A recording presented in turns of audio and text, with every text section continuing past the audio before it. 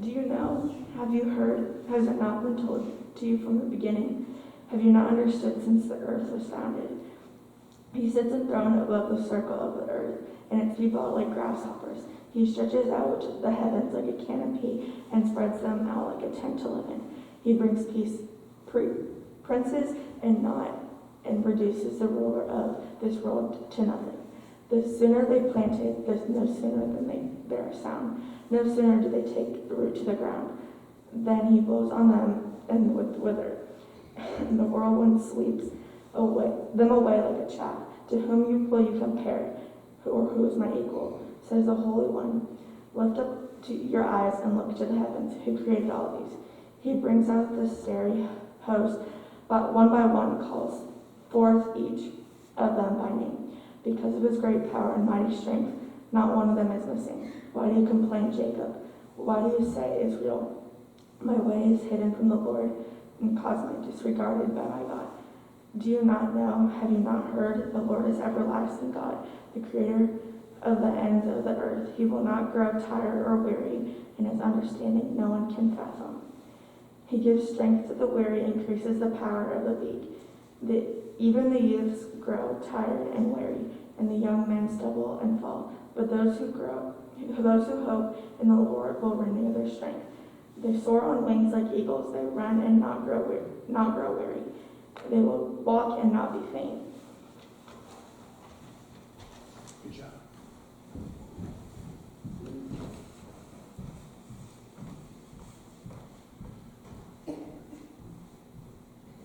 So I was doing some reading for the sermon on the Isaiah passage here that's at least probably a little bit familiar. We probably all at least heard the not grow weary and won't go faint.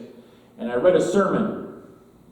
Yeah, sometimes the exciting part of my job is reading sermons.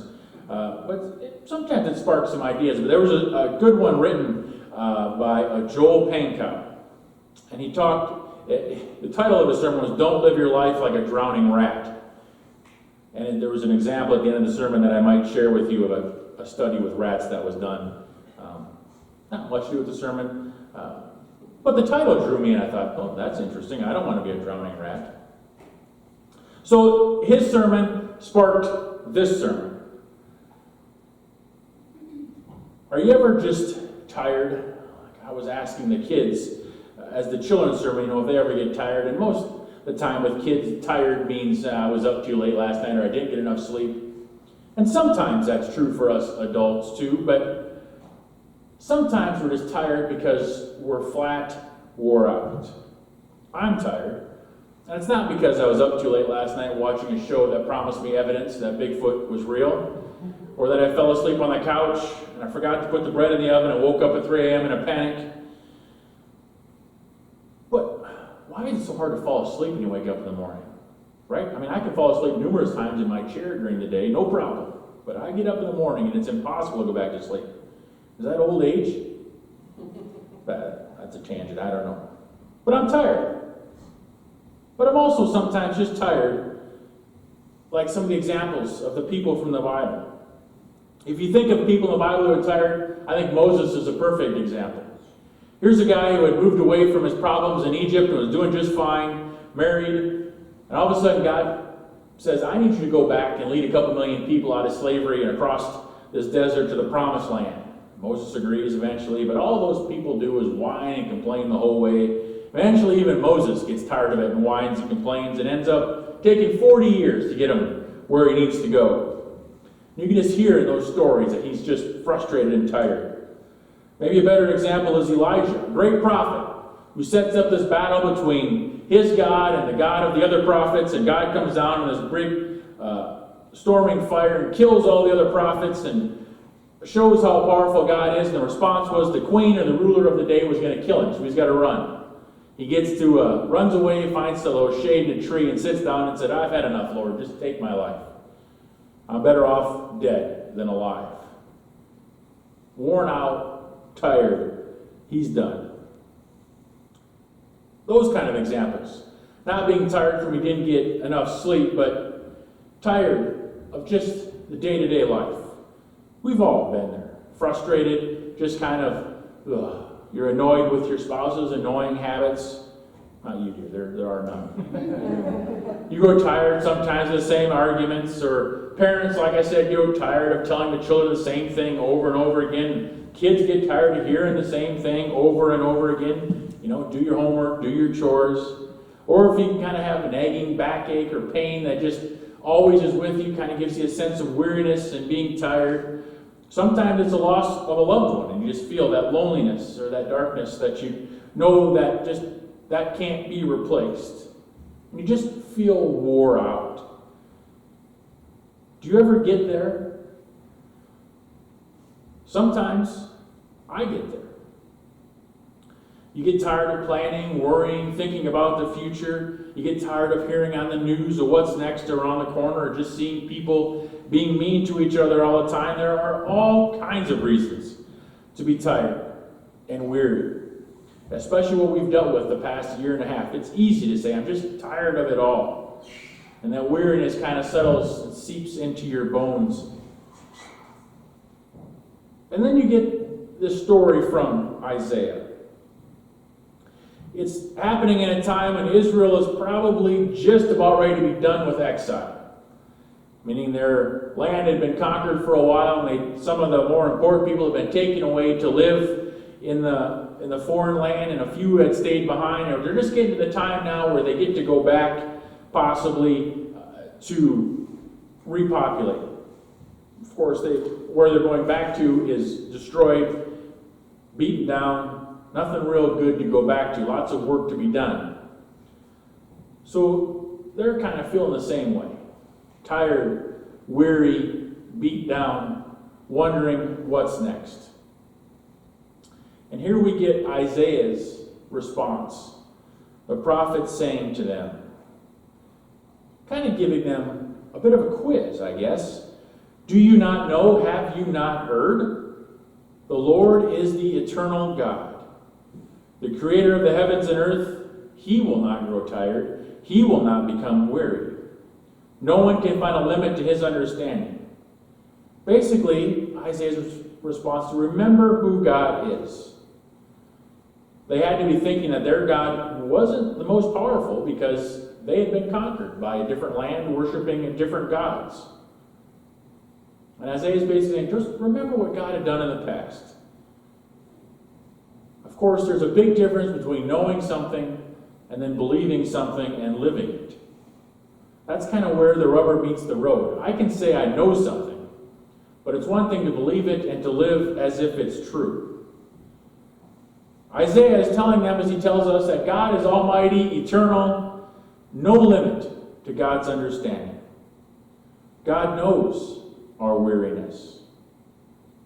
God knows when we feel alone because he was left alone on the cross. He knows what it feels like to be abandoned and to suffer because he did so on the cross.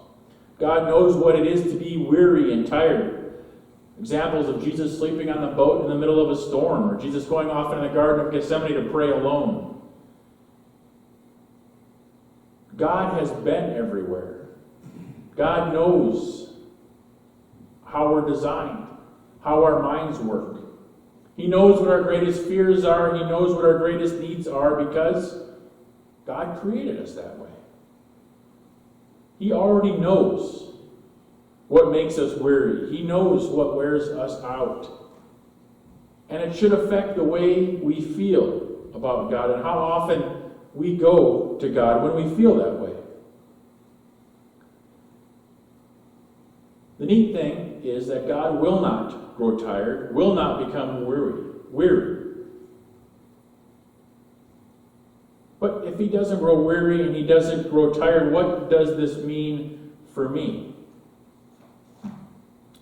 Last week in confirmation, we were talking about finishing the story of Moses leading the Israelites out of Egypt, and then the last story of Joshua's victory over Jericho. And I asked the kids some of the characteristics that they saw of God, what they had noticed. And they came up with patience and love and providing and protecting.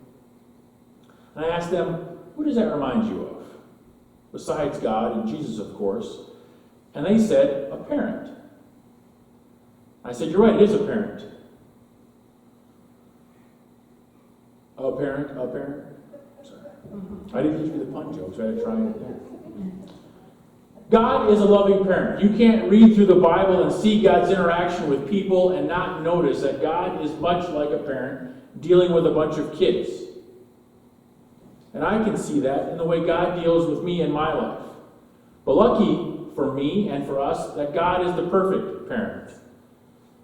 Because God doesn't run out of patience. God doesn't get tired of listening. God says more. Come to me when you're tired and you're weary. For the millionth time, if you have to say it and ask for the same prayer and help out of the same situation, I'll be there to listen to you. Come to me, all who are weary and burdened. God just doesn't sit there passively and take care of us, though. He gives us a place to vent and to rest, but God is also the one who gives us strength. But maybe the most difficult part is another verse in the scripture where it says, those who wait for the Lord will receive their strength. They will lift up their wings. They will soar with eagles. They will run and not become weary. They will walk and not become tired. But first, they must wait. And waiting takes patience. Impatience comes in life when someone doesn't do something the way you think it ought or should be done. And I struggle with that one. I would like to have God come down and fix it right now, and more importantly, fix it the way I think it needs to be fixed. I was working on a piece of a closet shelving system with one of my children last week sometime. And of course, the easiest thing would be for me just to put it together quickly myself. But I do enjoy spending time with my kids. So I asked, would you want to help? And he said, yes. So we had the instructions, and I was letting him do some of the steps that he could take. And of course, I had to sit and watch and fight the urge to just do it for him. Let them mess it up a little bit, maybe hit a finger with a rubber mallet. Let them learn. And eventually, he figured it out and was able to do it, which would not have happened if I just would have came in and taken care of it all right away. If my impatience would have gotten the best of me and said, no, just let me do it. Maybe that's how God treats us too when we're in the middle of the waiting. Sure, God could come down and fix it all and make it all right.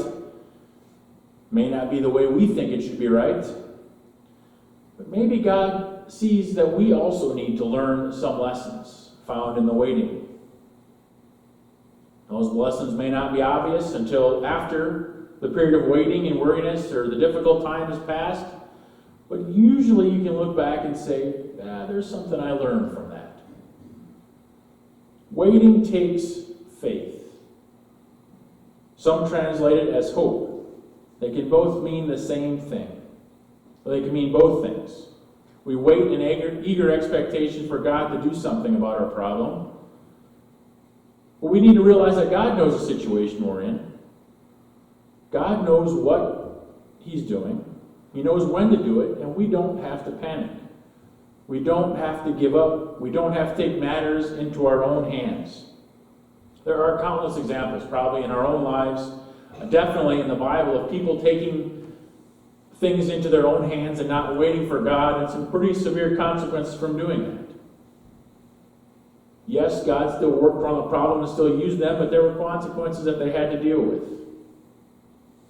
Sometimes that waiting and that patience and that faith and that hope is the hardest part, because that's the most difficult. God says, don't quit. Don't give up. Just wait in the hope that God will work it out. But it's hard. Because we like to live for the day. We like things to be done quickly. We're used to things being done fast. We see solutions that we think are right, and we want to race and to grab those, or we just want to get out of the tough situation. We want to be done being waiting, or we want to be done waiting and done feeling weary, and just fix it. But we lose sight of the big picture. The big prize that reminds us that God is there.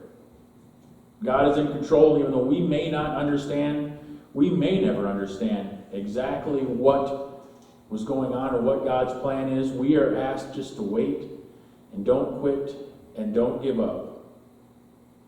Sometimes we get caught up in our own daily work on survival, from the daily rat race, if you will, that we miss some of the small miracles that God gives us. We miss the timely phone call from a friend, the needed interruption that slows us down for a little bit, maybe the puzzle pieces falling together for just a couple minutes, the nice 20-minute, 10-minute cat nap, the beautiful sunrise, a smile on a stranger's face, the taste of that first cup of coffee in the morning. We sometimes get so mixed up in the daily minutia that we forget to notice the little areas where God breaks in. And if we can do that, maybe we can remember that that's right. God is still there working and waiting. That God doesn't get tired, doesn't get weary, never gives up on us. So we're not to give up on God. Maybe that hope can keep us going a little longer. And that's the example that gave title to that sermon that I took, Don't Live Life Like a Drowning Rat. A psychologist in the 50s, kind of a crude experiment, took some rats and filled the jars with half with water. First he took some domesticated rats, put them in jars half filled with water, and then watched them drown.